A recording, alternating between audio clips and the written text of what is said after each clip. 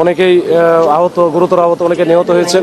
তো এই প্রেক্ষিতে আমরা কিন্তু প্রথম থেকে সফট ছিলাম যে কোনোভাবে যেন তাদের উপরে আমরা বল প্রয়োগ করার চিন্তা করি নাই, এবং দুই পাশ থেকে আমরা দেখছেন যে প্রথমে চেষ্টা করছিলাম ব্যারিকেড দিয়ে আটকায় রাখার। তারপরে যেহেতু আটকায় থাকে নাই, তারা সচিবালয়ের সামনে আসছে, পরে তাদেরকে মানে বারবার আমরা কিন্তু রিকোয়েস্ট করেছি যে আপনারা সচিবালয়ের সামনে চলে আসেন।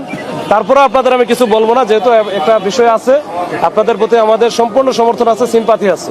আপনারা এখানে ধৈর্য ধরে অপেক্ষা করুন, যদি কি কি চাচ্ছেন সেই বিষয়গুলো আমরা কিন্তু সিলেক্টও করে ফেলছিলাম যে 7 জন ভিতরে যাক, গিয়ে কথা বলে আসুক, যার যার সাথে কথা বলা দরকার কথা বলে আসুক, অথবা প্রয়োজন হলে এখানে এসে কথা বলবে, সেটাও বলছি।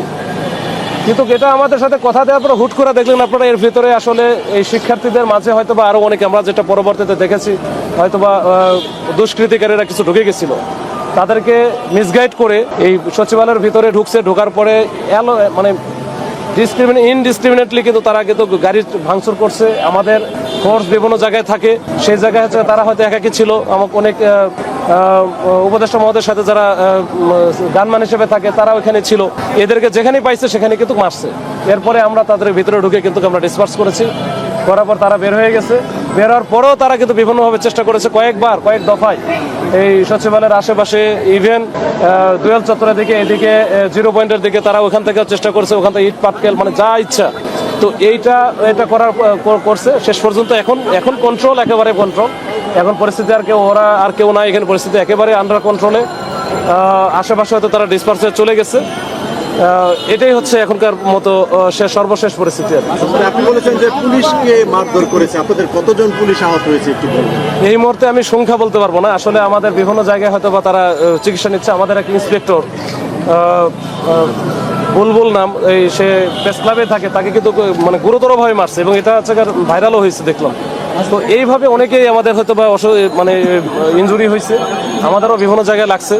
এখন এটা আমরা হয়তো বা সংখ্যাটা এই মুহূর্তে বলতে পারবো না।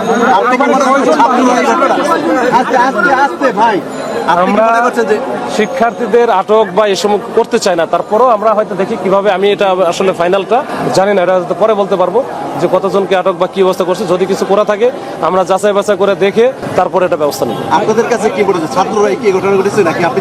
আচ্ছা, এইটা আসলে আমরা ইনকোয়ারি করব, এই বিষয়গুলো নিয়ে আমরা আসলে দেখব, বিস্তর আমরা এটা অনুসন্ধান করব, তারপরে বলতে পারবো যে এখানে। তবে আমার কাছে মনে হচ্ছে এরকম কিছু একটা ঘটনা, এই পরবর্তীতে ফেসবুকে যেগুলো ভিডিওগুলো ভাইরাল হয়েছে, আপনারাই যেটা উঠাইছেন, ওগুলো আমরা দেখেছি। এগুলো না আসলে একটু অ্যানালাইসিস করতে হবে, করার পরে আমরা বলতে পারবো। কয়টা বাহিনী আছে ভাই বর্তমানে? আমরা দেখলাম র্যাব আছে, কোস্ট গার্ড আছে, কারা কারা আছে? এখানে পুলিশ তো শুরু থেকে আছে, পরবর্তীতে বাংলাদেশ সেনাবাহিনী আসছিল, র্যাবও আসছে, এখন বিজিবিও আছে, আসলে সবাই আছে। এখন তো কিছু নাই, এখন তো সবাই চলে গেছে, এখন পরিস্থিতি একেবারে নরমাল। এখানে আমরা এখন অবস্থান করছি। আশঙ্কা আছে কিনা পরিস্থিতি? আমার মনে হয় না আর আশঙ্কা